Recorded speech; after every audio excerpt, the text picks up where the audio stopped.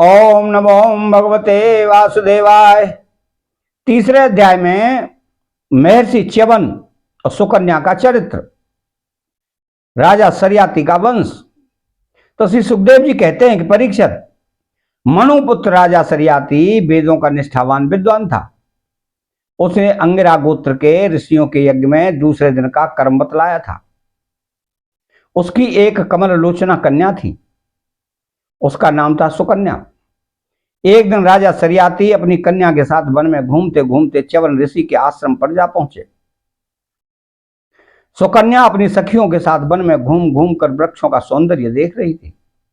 उसने एक स्थान पर देखा कि बौबी दीमकों की एकत्रित की हुई मिट्टी के छेद में से जुगनू की तरह दो ज्योतियां दिख रही हैं। देव की कुछ ऐसी ही प्रेरणा थी। सुकन्या ने बाल सुलभ चपलता से एक कांटे के द्वारा उन ज्योतियों को बेच दिया। इससे उनमें से बहुत सा खून बह रहा। उसी समय राजा सरियाती के सैनिकों का मलमूत्र रुक गया। राजर्षि सरियाती को यह देखकर बड़ा आश्चर्य हुआ।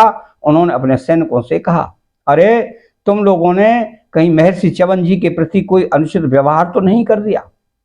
मुझे तो स्पष्ट जान पड़ता है कि हम लोगों में से किसी न किसी ने उनके आश्रम में कोई अनर्थ किया है।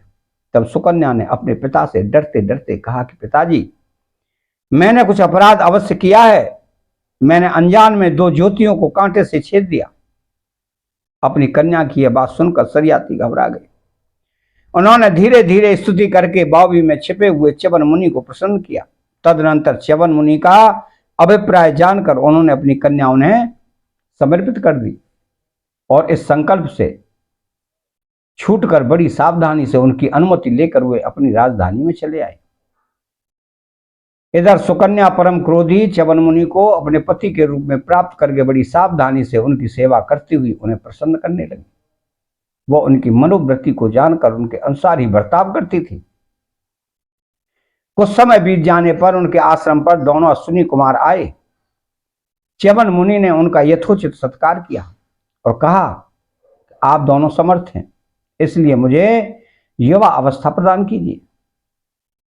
मेरा रूप एवं अवस्था ऐसी कर दीजिए जिसे युवती स्त्रियां चाहती हैं। मैं जानता हूं कि आप लोग सोमपान के अधिकारी नहीं हैं, फिर भी मैं आपको यज्ञ में सोमरस का भाग दूंगा।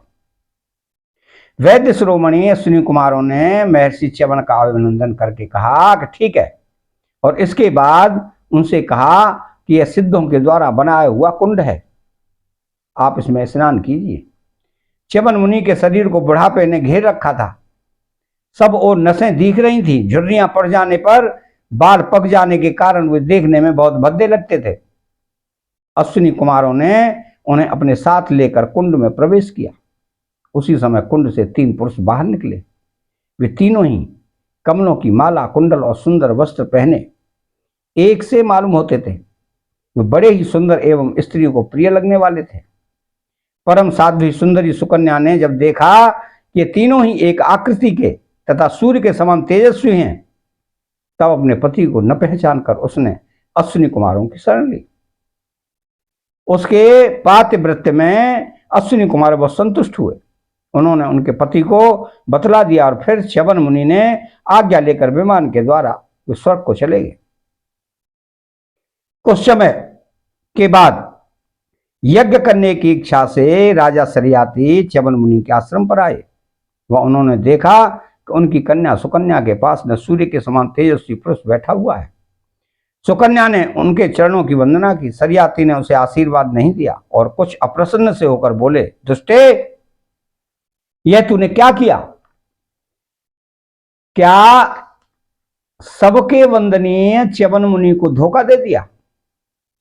अवश्य ही तूने उनको बूढ़ा और अपने काम का न समझकर छोड़ दिया, और अब तू इस राह चलते जार पुरुष की सेवा कर रही है।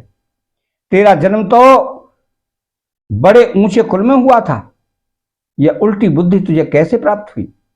तेरा यह व्यवहार तो कुल में कलंक लगाने वाला है। अरे राम राम, तू निर्लज्ज होकर जार पुरुष की सेवा कर रही है और इस प्रकार अपने पिता और पति दोनों के वंश को घोर नरक में ले जा रही है। राजा सरियाती के इस प्रकार कहने पर पवित्र मुस्कान वाली सुकन्या ने मुस्कुराकर कहा, पिताजी, ये आपके जामाता स्वयं रघुनंदन महर्षि च्यवन ही है। इसके बाद उसने अपने पिता से महर्षि च्यवन के यौवन और सौंदर्य की प्राप्ति का सारा वृतांत कह सुनाया। वह सब सुनकर राजा सरियाती अत्यंत विस्मित हुए। उन्होंने बड़े प्रेम से अपनी पुत्री को गले से लगा लिया। महर्षि च्यवन ने भी सरियाती से सोम का अनुष्ठान करवाया और सोमपान के अधिकारी न होने पर भी अपने प्रभाव से अश्विनी कुमारों को सोमपान कराया। इंद्र बहुत जल्दी क्रोध कर बैठते हैं, इसलिए उनसे यह सहा न गया। उन्होंने चिढ़कर सरियाती को मारने के लिए वज्र उठाया। महर्षि च्यवन वज्र के साथ उनके हाथ को वहीं स्तंभित कर दिया। तब सब देवताओं ने अश्विनी कुमारों को सोमवत हक देना स्वीकार कर लिया। उन लोगों ने वैद्य होने का कारण पहले अश्विनी कुमारों का सोमपान से बहिष्कार कर रखा था। परीक्षित, सरियाती के 3 पुत्र थे, उत्तानवर्ही, आनर्त और भूरिसेन। आनर्त से रेवत हुए। महाराज रेवत ने समुद्र के भीतर कुशस्थली नाम की एक नगरी बसाई थी। उसी में रहकर वे आनर्त आदि देशों का राज्य करते थे। उनके 100 श्रेष्ठ पुत्र थे, जिनमें सबसे बड़े थे ककुद्वी। ककुद्वी अपनी कन्या रेवती को लेकर उसके लिए वर पूछने के उद्देश्य से ब्रह्मा जी के पास गए। उस समय ब्रह्मलोक का रास्ता ऐसे लोगों के लिए बेरोक टोक था। ब्रह्मलोक में गाने बजाने की धूम चल रही थी। बातचीत के लिए अवसर न मिलने के कारण वे कुछ क्षण वहीं ठहर गए और उत्सव के अंत में ब्रह्मा जी को नमस्कार करके उन्होंने अपना अभिप्राय निवेदन किया। उनकी बात सुनकर भगवान ब्रह्मा जी ने हंसकर उनसे कहा, महाराज, तुमने अपने मन में जिन लोगों के विषय में सोच रखा था वे सब तो काल के गाल में चले गए। अब उनके पुत्र पौत्र अथवा नातियों की तो बात ही क्या है, गोत्रों के नाम भी नहीं सुनाई पड़ते। इस बीच में 27 चतुर्युगी का समय बीत चुका है, इसलिए तुम जाओ। इस समय भगवान नारायण के अंशावतार महाबली बलदेव जी पृथ्वी पर विद्यमान हैं। राजन, उन्हीं नवरत्न को यह कन्या रत्न तुम समर्पित कर दो, जिनके नाम लीला आदि का श्रवण कीर्तन बड़ा ही पवित्र है।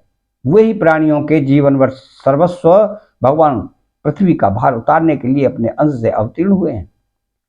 राजा कुकुद्मी ने ब्रह्मा जी का यह आदेश प्राप्त करके उनके चरणों की वंदना की और अपने नगर में चले आए। उनके वंशजों ने यक्षों के भय से यह नगरी छोड़ दी थी और जहां तहां यूं ही निवास कर रहे थे। राजा कुकुद्मी ने अपनी सर्वांग सुंदरी पुत्री परम बलशाली बलराम जी को सौंप दी और स्वयं तपस्या करने के लिए भगवान नर नारायण के आश्रम बद्री वन की ओर चल दिए। अतः तृतीय अध्याय यहीं समाप्त होता है। चैनल को सब्सक्राइब करें, बेल आइकन घंटी को दबाएं और कमेंट बॉक्स में श्री राधे कृष्ण लिखें। जय श्री कृष्ण।